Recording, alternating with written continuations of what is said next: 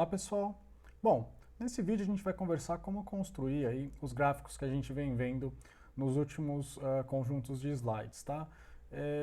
Como eu já comentei com vocês, um dos pontos fortes aí do porquê a gente deveria aprender a utilizar a linguagem R é justamente essa parte de visualização de dados por meio de gráficos, tá? A gente tem um pacote especificamente que a gente vai utilizar aqui nas aulas, que se chama ggplot2, aí como vocês estão vendo nas primeiras linhas do código, e esse pacote talvez seja o mais flexível dentre todas as linguagens, pelo menos das que eu conheço, né, que referente especificamente à visualização de dados por meio de gráficos, tá? Então ele é muito amplo, muito vasto, assim como a gente viu assim como a gente conversou que existe uma infinidade de gráficos distintos, né? Existe uma infinidade de gráficos aqui também possíveis de serem construídos por meio desse pacote, mas a gente vai conversar especificamente aí sobre os coringas que a gente viu nos slides aí anteriores, tá? Então, só um adendo, lembrando, quando a gente vai carregar uma biblioteca, né, a gente utiliza essa função library, mas lembrando que os pacotes que a gente vai utilizar aqui, eles têm que ser instalados previamente, tá? Para a gente instalar um pacote, como vocês viram, lá nos vídeos sobre o tutorial do R, a gente utiliza essa função install.packages, entre parênteses, aí a gente coloca como argumento o nome do pacote, tá? Então eu vou comentar essa linha de comando aqui para mim, porque eu já tenho o pacote instalado, tá? Então, para carregar essa biblioteca que eu comentei com vocês, que se chama ggplot2, a gente utiliza a função library, certo? Então, inicialmente a gente viu o gráfico de barras e o gráfico de setores. Como eu falei, a gente deve sempre priorizar o gráfico de barras. Tanto é verdade que até nesse pacote aqui, pessoal, ggplot2, é possível a gente construir um gráfico de pizza, né, o gráfico de setores. Aqueles gráficos que vocês viram ali nos slides, tirando aquele que estava com referência, né, em 3D, mas os gráficos que vocês viram nos slides são gráficos que foram feitos utilizando esse ggplot2, tá? Mas não existe uma função direta para fazer isso, tá? Tudo bem? Dá um trabalhinho. Então aqui a gente vai ver simplesmente a construção do gráfico de barras. Então para isso, a primeira coisa que eu vou fazer é a leitura dos meus dados. Esses dados aqui são exatamente os mesmos que a gente viu lá nos slides também. Então o número de filhos dos empregados. Eu vou construir então essa variável dentro desse objeto chamado de filhos. Ctrl Enter para leitura. Além disso, a gente viu o gráfico de barras empilhadas por sexo, então eu construí uma outra variável aqui chamada sexo, que é referente ao sexo dos funcionários, tá? Então, Ctrl Enter. Beleza. Dentro do ggplot, pessoal, a gente tem que trabalhar com data frame, tá? Ou um data frame, ou uma outra classe que chama table, mas enfim, a gente vai trabalhar aqui inicialmente com esse data frame.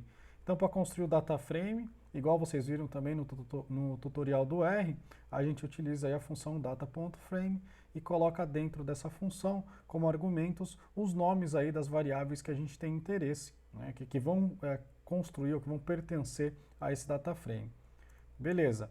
Então, rodei, construí aí o meu data frame chamado de dados. Deixa eu apagar aqui então, vou fazer a leitura apenas rapidinho no output. Então, dados é um data frame com uma coluna filhos e uma coluna sexo. Beleza. Então, o ggplot, pessoal. O ggplot2, né, que é o pacote, a função principal dele chama-se ggplot. Eu posso rodar simplesmente ela, tá? Qual que é o interessante desse pacote? Esse pacote, ele constrói camadas dentro do gráfico, né? Então, como os próprios autores do pacote dizem, o gráfico é como se fosse uma cebola. A gente vai pegando camadas dessa cebola e incorporando elas dentro aí para fazer a melhor visualização possível. Então, a função principal, que é essa ggplot, entre parênteses, eu vou rodar ela aqui, ela cria a primeira camada do gráfico. Então, se vocês olharem na saída à direita, não tem nada, né? Mas estava branco, agora ficou tudo cinza. Então, fez a primeira camada, né? A primeira layer aí desse gráfico. E aí, a partir dessa primeira camada, a gente vai adicionando camadas, né? De acordo com o necessário. Então, a gente viu que o que a gente quer fazer aqui é construir um gráfico de barras. Para construir um gráfico de barras, a gente utiliza a função geom_bar. Então, a ideia para a construção dos tipos de gráfico, né, de gráficos, a primeira coisa que a gente vai fazer, então, é a função principal, ggplot, abre parênteses, fecha parênteses. E a segunda camada que eu vou adicionar, então, é o tipo de gráfico que eu quero utilizar. O tipo de gráfico que eu quero utilizar sempre vai começar aqui com esse geom, de geometria, né? Underline, e aí logo depois do underline eu vou adicionar o tipo de gráfico que eu quero construir. No nosso caso aqui especificamente, a gente quer construir um gráfico de barras, certo? Então o gráfico de barras aí no pacote ggplot seria esse bar, tudo bem? E aí eu abro parênteses, fecho parênteses. Dentro desse gráfico de barras, eu tenho que indicar pro ggplot aí algumas coisas, né? A primeira delas é, no primeiro argumento, eu dividi aqui os argumentos em linhas, tá? Mas no primeiro argumento, a gente vai ter que falar para o ggplot onde que ele tem que pegar aí o data frame para ser utilizado, ou qual que é o data frame que vai ser utilizado nessa camada. Nessa camada, eu quero que se utilize o data frame dados, que é o que a gente acabou de criar. Aí, vírgula, né? Então, o segundo argumento, eu dou a estética do gráfico para ele. Ou o que eu tenho que utilizar aí para construir as barras? Essa é a pergunta do ggplot.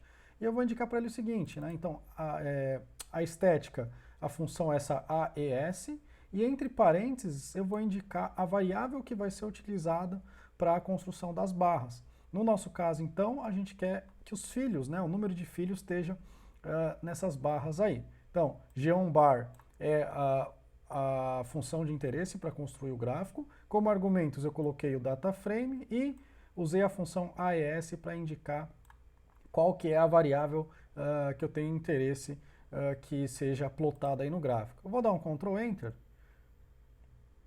e aí eu tenho o meu gráfico, né? Então eu tenho o número de filhos aqui no eixo X e eu tenho a quantidade, né, que cada número de filhos foi respondido, né, o número de vezes. Então 5 pessoas responderam 0, 4 pessoas responderam 1 e assim por diante, né? Então eu fiz aquela primeira camada inicial, a camada cinza do ggplot, e coloquei mais uma camada agora, que é a construção do gráfico em si.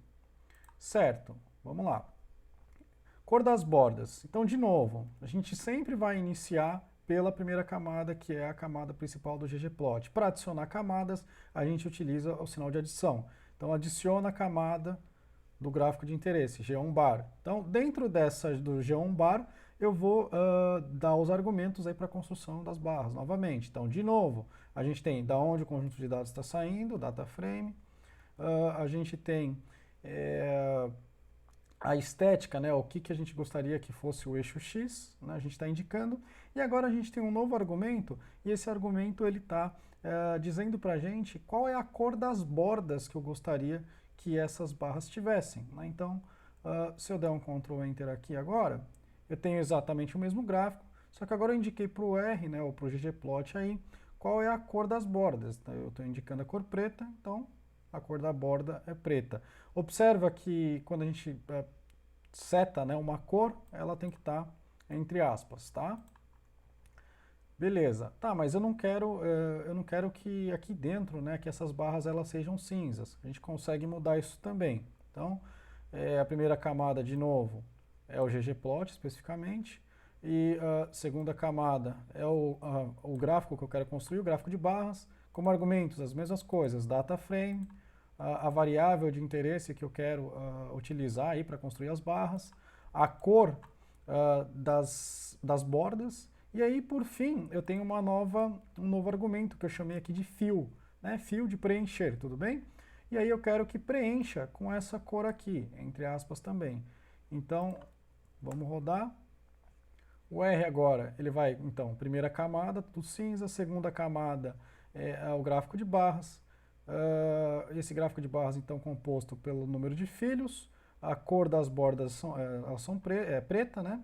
E o preenchimento é realizado aí através da cor cinza claro, tá? E ainda, pessoal, o que a gente pode fazer, igual a gente viu o gráfico lá de barras empilhadas, ao invés de ter uma cor sólida dentro das barras, a gente pode adicionar uma outra variável qualitativa dentro dessas gráficos de barras. Para fazer isso, a gente consegue indicar diretamente aí na estética do gráfico, tá? Então, primeira linha, de novo, na primeira camada, ggplot, adiciona a segunda camada com sinal de adição. Na segunda camada, então, construa um gráfico de barras. conjunto de dados, né, o data frame utilizado. E aí aqui na estética agora, o que eu estou dizendo para ele? Pega a variável x como filhos, então não muda nada do que a gente viu anteriormente, mas agora, por favor, preencha essas minhas barras utilizando como variável o sexo, né? E aí, por fim, a cor das bordas preto de novo. Observa que a gente utilizou agora esse argumento fill, né? Dentro da função estética. Então, sempre que eu quiser utilizar uma variável do meu data frame, né, para pintar, por exemplo, as barras, eu tenho que utilizar o fill dentro dessa estética. E aí, como ela é uma variável conhecida dentro do meu data frame, eu não preciso colocar isso entre aspas, né? Então, por isso que o sexo aqui não está entre aspas, tá? Então, eu espero que, rodando esse gráfico, eu tenha agora um gráfico de barras, o preenchimento das cores baseado na minha variável sexo. Então, Ctrl Enter. Beleza. Então eu tenho, de novo, né, o mesmo gráfico de barras, só que agora o preenchimento ele é construído ou realizado a partir de uma outra variável de interesse do meu data frame, que no caso seria sexo, né? Então sexo feminino e masculino, o que está em azul aqui é o masculino, o que está em rosa é o feminino, né? Mas a gente tem exatamente o mesmo gráfico apresentado lá nos slides. Tá? Então lembrando, se eu tiver que usar alguma variável para colorir o meu gráfico de barras, essa variável ela tem que estar indicada dentro da função de estética, que é esse AES, tá? Beleza. Então vamos utilizar outras camadas no gráfico agora. Então, de novo, né, agora vamos nomear os eixos, tá? Então, de novo, primeira camada ggplot, vou adicionar uma segunda camada, né, com um sinalzinho de mais. Essa segunda camada é referente à construção do meu gráfico de barras, e agora eu vou adicionar uma terceira camada que é referente à nomeação dos eixos. Então, para nomear os eixos, eu vou sempre utilizar essa função labs, né? Então, labs e entre parênteses, eu vou indicar para o R qual que é o nome que eu quero dar para o meu eixo X, então aqui no caso, número de filhos, e vou seguir qual que é o nome que eu quero utilizar para o meu eixo Y, no caso aqui, frequência absoluta. Se eu rodar isso aqui agora, então observa, né? Bom, eu tirei aquela variável sexo para colorir, né? Observa aqui então que a gente tem o mesmo gráfico e a terceira camada, que era a adição dos rótulos dos eixos, estão aqui também, né? Então, número de filhos e frequência absoluta. Mas eu não estou contente aqui com a escala do gráfico, né? Tá de 0, 2, 4, 6. Eu quero que o R coloque a escala ou os valores em todas essas barras aqui, né? Então, em vez de ter 0, 2, 4, 6, vou ter 0, 1, 2, 3 e assim por diante, né? Então, vamos lá. Como que a gente faz isso? A gente pode adicionar mais uma camada, ou mais algumas camadas, né? Então, ggplot, primeira camada, sinalzinho de mais, segunda camada, construção do gráfico, mais, terceira camada, o rótulo aí utilizado na nomeação dos eixos, mais, agora adicionando novas camadas. Como é que eu coloco, ou como eu seto aqui, para que o R disponibilize para mim todos os valores aí das barras, né? 0, 1, 2, 3. Para isso, eu posso utilizar essa função aqui, scale, underline x, underline continuous, né? E aí dentro, como argumento, eu coloco breaks, que são os valores que eu quero que apareçam aí no meu gráfico. Então eu estou dizendo aqui para o R, no eixo x, utilize aí os breaks de 0 até 7. Então ele vai colocar 0, 1, 2, 3 até 7.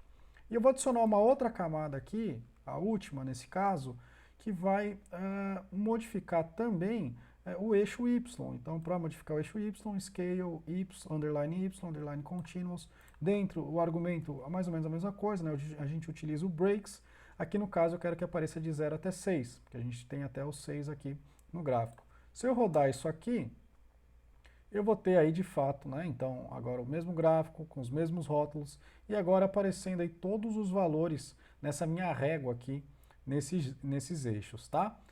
E por fim, pessoal, a gente pode adicionar diferentes temas, ou modificar os temas aqui no ggplot. Eu vou falar mais ou menos por cima sobre isso, porque isso é um assunto bem comprido, na verdade, tá? Mas vamos lá. Então, a gente vai fazer as mesmas coisas. primeira camada ggplot, segunda camada o gráfico de interesse, terceira camada os rótulos dos eixos, quarta camada escala do eixo X, quinta camada escala do eixo Y, e aí eu estou sobrepondo uma outra camada aqui e utilizando, ou adicionando uma outra camada, e utilizando essa função, né? Theme underline minimal, abro e fecho parênteses. Vou rodar aqui, Ctrl Enter. Então observa que aquela parte cinza do gráfico atrás, ela sumiu, né? A gente está utilizando agora um tema diferente de exposição. Eu poderia colocar existem outros temas aqui, tá? Sei lá, BW, né? De preto e branco. Aqui a ideia é parecida, o resultado, né? Só que a gente tem uma caixinha. Existem outros temas aqui, tá, pessoal? A gente tem, sei lá, que mais? Classical também, Classic.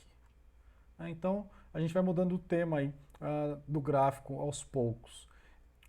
E assim, pessoal, como eu falei, o ggplot ele é muito flexível, tá? Então, a gente pode modificar o tema de quase qualquer coisa, né? ou quase qualquer coisa dentro do gráfico.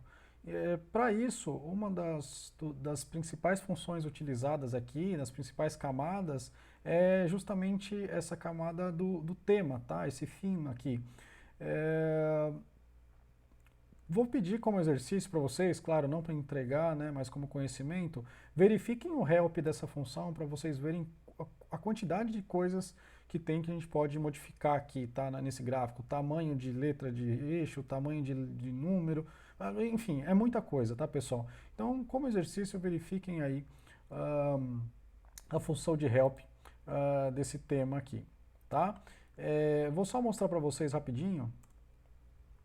Bom, pessoal, então aqui a gente tem um arquivo de ajuda, né, dessa função que eu comentei, e observem aí a quantidade de coisas que podem ser modificadas, tá, simplesmente utilizando essa função. Existem outras funções, muito mais função, tá, pessoal, mas aos poucos aí a gente vai utilizando outras, né, ao longo da disciplina, tá? E o interessante aqui do pacote ggplot 2 é que os arquivos de ajuda eles estão extremamente completos, tá? É muito, muito interessante mesmo. E outra coisa que eu não comentei, na verdade, né, a gente construiu o gráfico do zero, todos os gráficos que a gente construiu foi do zero, então primeira camada, segunda camada, terceira camada e assim por diante, mas a gente pode ir salvando, né, essas camadas dentro de objetos e simplesmente adicionando aí camadas posteriores, tá? Mas, enfim, nesse vídeo é isso, no próximo a gente conversa sobre o ggplot para variáveis contínuas. Obrigado.